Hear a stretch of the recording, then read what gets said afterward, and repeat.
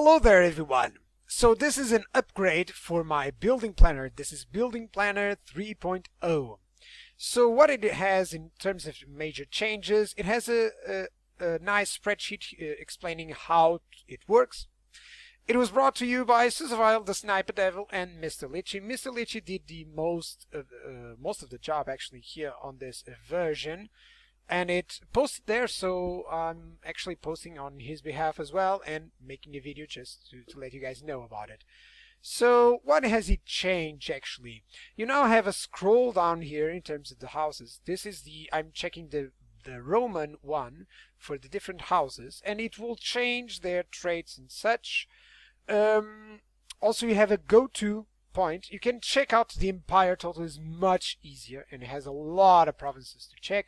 You can have the go-to button there to check out the spreadsheet with the referent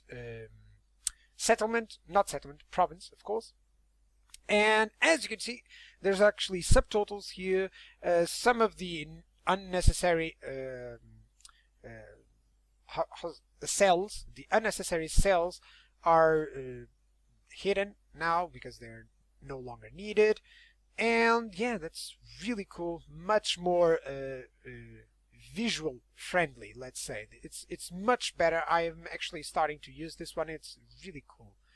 So a very nice addition. Of course, I want to say one thing. I had to go all through the building data because there were inconsistencies, and now it should be consistent with the encyclopedia as of the 17th of January, which was where I actually saw the encyclopedia.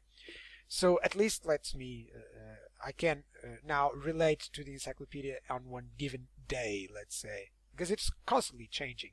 Most of all, I'm going to say that the most changes, you may notice that I'm clicking here on the culture spread, most changes are actually on this cultural side of things, because they increased every building that produces culture, but they decreased on the provincial capitals. It no longer produces anything. Also, another major addition is the growth factor. The growth factor is no longer 1, 2, 3, and 4. It is now unexistent on a level 1 settlement on almost everything. I believe only the olive oil provinces have a lot of growth, as you can see here. So yeah, there's also changes in the leather one. The leather used to give unit and ship recruitment costs for light units minus 2, 4, 6, and 8%. Now it gives me experience for spies, which is actually cool.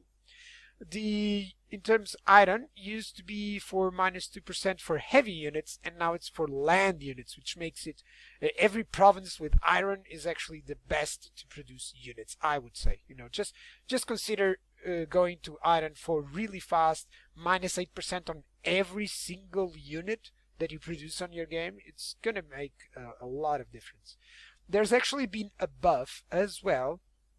I'm just stating these just because it might interest you.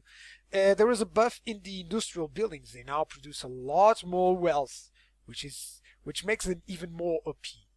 And they actually have increased the decrease of construction costs that they cause. It used to be something like minus 3 up to minus 9, and now it's up to minus 15, which is a lot, you know. So get going with the industry. I believe industry is much more important right now than it used to be. And of course there are always minor changes and some other stuff.